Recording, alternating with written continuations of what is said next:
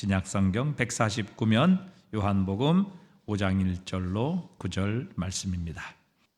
그 후에 유대인의 명절이 되어 예수께서 예루살렘에 올라가시니라.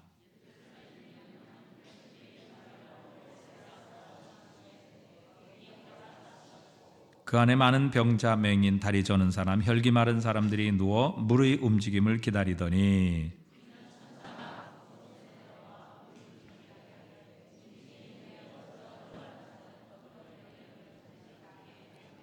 거기 38해 된 병자가 있더라.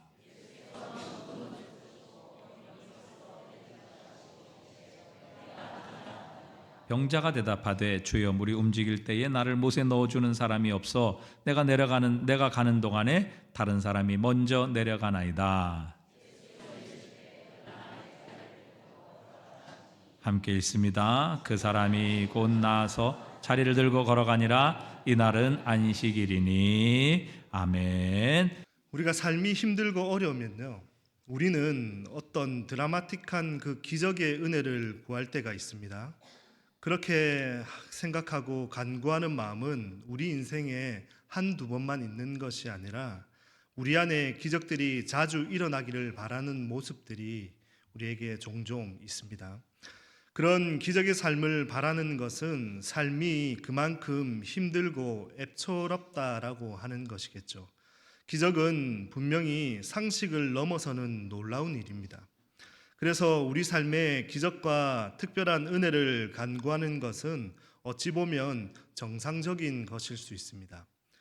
그래서 20세기 최고의 물리학자 엘버트 아인슈타인이 인생에는 두 가지 삶밖에 없다라고 이렇게 이야기를 합니다. 첫째는 기적 같은 건 없다고 믿는 삶, 그리고 모든 것이 기적이라고 믿는 삶이라고 이렇게 두 가지로 정의를 내리고 있습니다.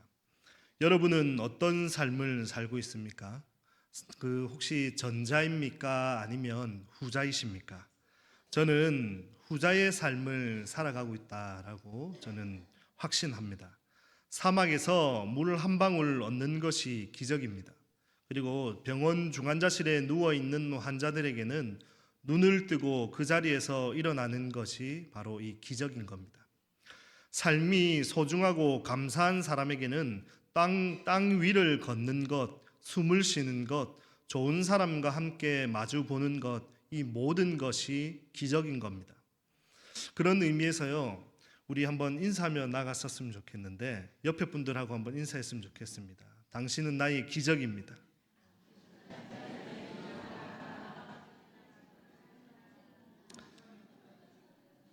여러분들이 옆에 있어서 우리는 기적을 경험하며 살아가고 있습니다. 오늘 말씀에 기적을 바라는 한 사람이 등장을 합니다. 그 긴 시간 동안 걸어보지 못한 사람입니다. 그가 있는 곳은 베데스다 연못입니다. 이 성경에서 오늘 이 장소는 성경에서 오늘 본문에 단 한 번 등장을 합니다. 베데스다 못은 제사를 드리기 위해서 쓸 제물인 양을 사고 파는 시장인 양문 곁에 있었기 때문에 양의 연못이다라고 이렇게 이야기도 합니다. 그곳의 이름은 자비의 집이다라고 하는 뜻을 가지고 있습니다. 그리고 그 이름과는 다르게 오늘 이 베데스다 못에는 병자, 소경, 그리고 절뚝발이, 혈기 마른 자들이 누워 있었습니다. 마치 오늘날 종합병동을 보듯이 수많은 환자들이 베데스다 연못 주변을 가득 메우고 있었던 겁니다. 그 이유에 대해서 요한복음 5장 4절에서 이렇게 말씀합니다. 이는 천사가 가끔 못에 내려와 물을 움직이게 하는데 움직인 후에 먼저 들어가는 자는 어떤 병에 걸렸든지 낫게 됨이더라 라고 말씀합니다. 이 못에 천사가 내려와서 못의 물을 동이게 하는데 물이 파장이 일어날 때 가장 먼저 그 물에 들어가는 사람은 어떤 병에 걸렸든지 낫게 된다라고 하는 이 전설의 이야기입니다. 그래서 베데스다 연못에는 다양한 환자들이 많이 있었습니다. 그 어떤 의사도 어떤 약으로도 고칠 수 없는 병을 가지고 있는, 죽음을 기다리고 있는 그 환자들이 베데스다 연못가에 있었던 겁니다. 병을 고치기 위해서 백방으로 노력해봤지만 결국 고치지 못한 좌절한 환자들이 모여 있었던 곳입니다. 이처럼 다양한 환자들이 모여 있다 보니 베데스다의 그 곳곳에는 신음소리, 끙끙 앓는 소리가 끊임없이 들렸습니다. 그런 곳에 예수님이 찾아가셨습니다. 그곳에 누워있는 한 병자를 주목하여 바라보셨습니다. 요한복음 5장 5절에서 6절에서 말씀합니다. 거기 38해 된 병자가 있더라. 예수께서 그 누운 것을 보시고 라고 말씀합니다. 병을 앓고 누워있는 시간이 무려 38년이라고 하는 그 환자가 누워 있었다라고 말씀합니다. 이 사람의 그 질병이 무엇인지는 정확하게 알 수는 없습니다. 하지만 지금 그가 누워 있는 것으로 미뤄 봤을 때 그는 일상생활이 불가능한 상태의 중증 환자임을 우리는 알 수 있습니다. 그러니 이 사람의 유일한 소망이 무엇이겠습니까? 병을 낫는 겁니다. 걷는 겁니다. 아픈 사람들은 어떻게든 낫기를 바라는 그 간절한 심정이 있지 않습니까? 치료가 불가능한 환자들을 보면 치료를 포기하는 경우도 있지만 민간요법이나 그리고 각종 전설적인 이야기를 듣고 그것에 한가닥 희망을 걸어보기도 합니다. 이 환자도 마찬가지로 베데스다의 연못의 전설과도 그 같았던 그 이야기를 믿고 그대로 따라할 수밖에 없는 상황에 놓여 있었던 겁니다. 38년 동안 얼마나 이 불편한 생활을 해야 했겠습니까? 또 한편으로 그를 생각해 보면 아픈 것도 한 해, 두 해도 아니고 38년이나 고쳐지지 않은 병이었으니까 그 자신도 나을 것이라 확신을 하기 힘들었을 겁니다. 그러니 지푸라기라도 잡는 그 심정으로 처절한 몸부림을 치면서 그 베데스다 연못에 나와 있는 것 아니겠습니까? 그런데 그에게 더 절망적인 건 아무리 천사가 내려와도 물이 동하는 그 기적 같은 일이 벌어진다 해도 그를 곁에서 도와줄 사람 하나도 없다라고 하는 사실입니다. 우리도 그렇지 않습니까? 어려운 상황에 놓여 있을 때 아무도 도와줄 사람이 없고 내 옆에 아무도 없는 것 같은 그 마음이 든다면 그만큼 쓸쓸하고 외로운 것은 없습니다. 혹시 그런 외로움을 경험해 보셨습니까? 함께 있지만 혼자인 것만 같은 그 외로움, 그런 상황은 사람의 그 감정을 극한 절망감으로 몰아냅니다. 성경 다음으로 많이 팔렸다라고 하는 철로 역정을 보게 되면 주인공인 크리스천이 천성을 향해서 길을 가다가 잠시 샛길로 빠지는 장면이 있습니다. 그때 크리스천은 의심의 성 근처에서 잠시 쉬고 있을 때 그곳 성주에게 붙잡히게 됩니다. 그 성의 성주의 이름은 절망의 거인입니다. 절망의 거인은 크리스천을 잡아서 절망의 감옥에 넣습니다. 그가 갇힌 그 감옥의 상황은 칠흑 같은 어둠이 깔려 있어서 앞을 전혀 볼 수가 없습니다. 그리고 작은 빵 한 조각과 물 한 방울만이 크리스천에게 주어졌습니다. 그걸로 생명을 연장해 가야 하는 겁니다. 더 절망적인 것은 그 감옥에서 어떻게 해야 나갈 수 있는지 물어볼 사람조차 없다라고 하는 사실입니다. 진짜 절망 중에 절망을 만난 겁니다. 누군가 아무도 없다는 그 절망감이 그를 더 외롭게 하고 극단적인 선택을 하게 하려는 그 충동을 일으켰습니다. 인간의 정신과 육체를 극단으로 치닫게 하고 파멸케 하는 그 강력하고 무서운 감정이 바로 이 절망의 그 감정인 겁니다. 절망에 빠진 사람은 깊은 심연의 그 늪에서 허우적대면서 몸과 마음이 파괴당하는 그 경험을 하게 되는 겁니다. 절망에 빠진 사람은 무게와 고통, 그 슬픔에 지배되어서 때때로 삶을 포기하는 극단적인 선택을 생각하기도 합니다. 크리스천도 철로 역정에서 유일하게 극단적인 선택을 하고 싶다라고 생각이 들게 했던 곳이 바로 이 절망의 감옥에 갇혔을 때였습니다. 마치 이 38년 된 병자도 절망 가운데 놓여 있었습니다. 그 긴 시간 동안 그는 다른 사람들이 먼저 그보다 물에 들어가는 것을 눈으로만 바라보고 있어야 했기 때문입니다. 물이 움직이기 전에는 곁에 있는 사람들이 모두 동료였습니다. 그리고 친구이고 서로 아픔과 불편을 말하면서 눈물을 함께 흘리고 공감해주는 사람들이었습니다. 그런데 일단 물이 움직이기 시작을 하면 그곳은 순식간에 전쟁터와 같은 아수라장이 되는 겁니다. 옆에 있는 사람이 얼마나 오랫동안 힘들게 살았든지 상관이 없습니다. 함께 점심을 나눠 먹고 함께 다가를 즐기던 형제처럼 친하게 지냈던 사람도 상관이 없는 겁니다. 병이 치유되어야 한다는 그 이유로 자기가 먼저 물속에 들어가야 하는 겁니다. 물이 움직이기 전까지는 친구였던 사람들이 물이 움직이는 그 순간에는 경쟁자가 되고 적이 되는 겁니다. 이런 전쟁터와 같은 곳에 그는 한 가닥 희망을 가지고 그 긴 시간을 그곳에 있었던 겁니다. 그런데 자비라고 하는 이름을 가진 베데스다 연못이 자비를 가장한 경쟁과 잔인함이 난무하는 장소가 되어버렸습니다. 자비라고 하는 이름을 가진 그곳 베데스다, 어디서 많이 본 듯한 느낌을 가지지 않습니까? 마치 현재 우리 교회들을 보는 것만 같습니다. 보이지 않는 경쟁으로 인해서 사랑은 사라지고 결국 서로 시기와 질투, 미움, 다툼이 난무하는 베데스다 연못처럼 그렇게 변질되어 가는 것만 같습니다. 이렇게 변질되어 가다 보니까 희망이란 전혀 없고 절망만이 남아있는 듯한 모습을 우리 교회들에게 보여주고 있습니다. 그런 곳에 예수님이 찾아가셨습니다. 그리고 38년 동안 그곳에서 낫기를 바라며 살아온 그를 만났습니다. 예수님은 그에게 낫고 싶냐라고 이렇게 물어보십니다. 사랑하는 성도 여러분, 예수님이 이런 질문을 던질 때 무르나 마나 아닙니까? 아파서 죽어가는 사람에게 낫고자 하느냐 묻는 이 질문만큼 당연한 질문은 없습니다. 너무나도 당연하게 받아들여질 수 있는 이 질문을 예수님은 그 38년 된 병자에게 왜 하셨을까요?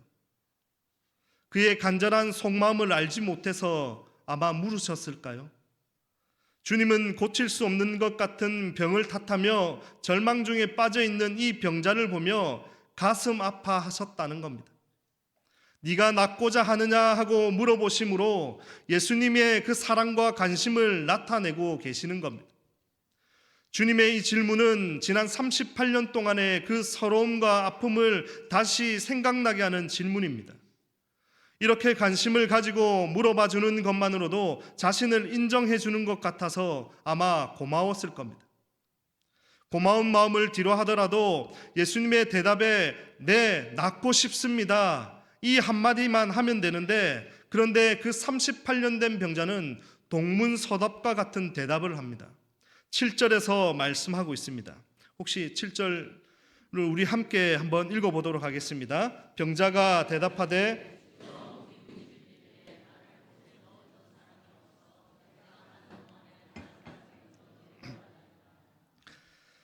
많은 병자가 그 연못 주변에서 대기하고 있었는데 제대로 움직이지도 못하면서 그렇다고 도와줄 가족이나 친구가 있는 것도 아닙니다. 그런데 그는 그 연못에 왜 나가 있는 겁니까?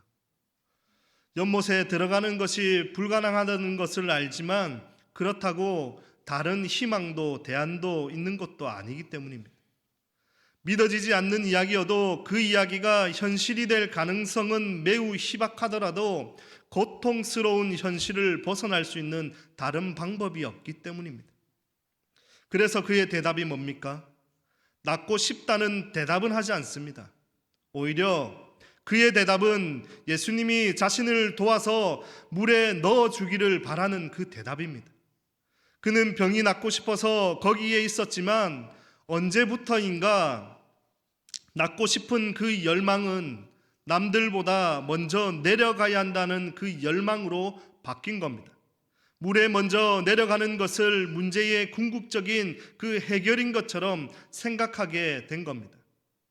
그래서 남들이 먼저 내려가는 것과 나를 데려다 줄 사람이 없다는 것이 그는 인생의 문제로 바뀌게 된 겁니다.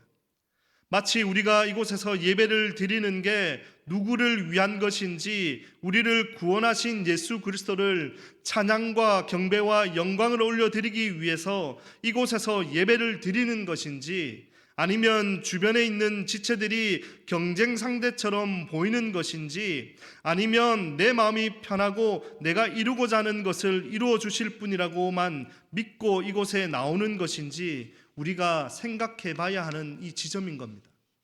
이 38년 된 병자는 이러한 잘못된 믿음과 지식에서 헤어나질 못하고 지난 38년을 스스로 자초하는 그 고통과 고집 속에서 지내야만 했던 겁니다. 그 비참함과 좌절과 배신감과 절망에 자기주의 모든 사람을 생존 경쟁의 원수로 그 마음과 심령이 그 안에서 병들어 있었다는 겁니다. 아무리 기도해도 듣지 않는 하나님인 것만 같고 침묵하시는 하나님이신 것만 같은 그 심정을 그는 경험하고 있는 겁니다. 하나님은 어찌 나에게 이런 가혹한 현실과 시련과 상처를 주십니까 하는 그 원망과 절망과 포기로 가득 찬 그런 모습이 지금 우리들의 모습처럼 이렇게 비춰지고 있는 겁니다. 이 38년 된 병자는 지난 수십 년 동안 이런 생지옥과 같은 현장을 무기력하게 어쩔 수 없이 바라만 보고 있어야만 했습니다. 어떤 대안도 답도 없던 그에게 주님은 문제를 해결해 주셨습니다. 그가 상상하지도 못했던 방법으로 그가 안고 있는 문제를 주님께서 해결해 주셨습니다. 그게 요한복음 5장 8절 이하에서 말씀하고 있습니다. 예수께서 이르시되 일어나 내 자리를 들고 걸어가라 하시니 그 사람이 곧 나아서 자리를 들고 걸어가니라. 이날은 안식일이니. 그는 일어나 걸을 수 없었습니다. 그러나 예수님께서 일어나 걸으라 말씀하실 때 그는 일어나 걸을 수 있었습니다. 움직이는 물이 그를 고쳐준 것이 아니라 예수님께서 그를 고쳐주셨습니다. 주님은 그를 움직이는 물 속에 넣어 고쳐주신 것이 아니라 주님의 그 능력으로 그를 고쳐주셨습니다. 움직이는 물에는 치유도 없고 생명도 없습니다. 베데스다 연못은 누구든지 먼저 들어가면 병이 낫는다는 그 소문만 무성했지 실제로는 힘들고 아픈 사람일수록 그 혜택을 누릴 수가 없는 곳이었습니다. 오히려 극심한 경쟁 가운데 비참하리만큼 좌절과 실망을 경험하게 만드는 그 끔찍한 곳이었습니다. 생명은 연못에 있는 것이 아니라 예수 그리스도께 있습니다. 38년 된 병자에게 희망은 주님이 그를 찾아오셨다는 것이고 그를 불쌍히 여기셨다라고 하는 겁니다. 그 연못의 물이 아무리 좋아 보이고 그럴싸하게 보여도 많은 사람이 모여 있어서 마치 그 안에 희망이 가득해 보이지만 그를 고쳐준 것은 연못의 움직임이 아니라 바로 예수 그리스도다라고 하는 사실입니다. 사랑하는 성도 여러분,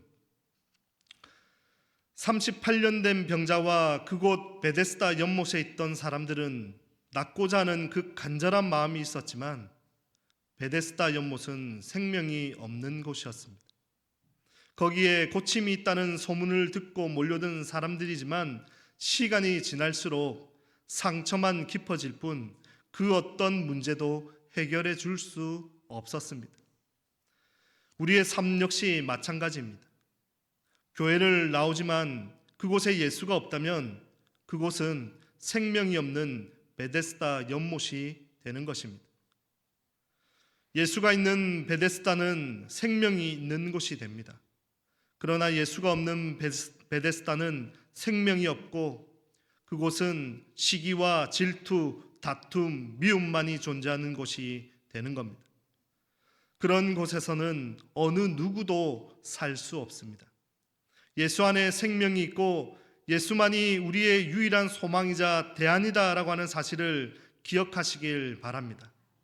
소망이 없고 희망이 없던 자들을 생명을 넣어주신 예수 그리스도, 그분을 기억하시길 바랍니다. 그 베데스다 연못에 수많은 사람들이 있었지만 그 38년 된 병자에게만 찾아가셔서 그를 일으켜 세워주신 예수 그리스도, 그분이 우리 여러분들에게 찾아가셔서 다시 한 번 더 일으켜 세워주실 줄 믿습니다.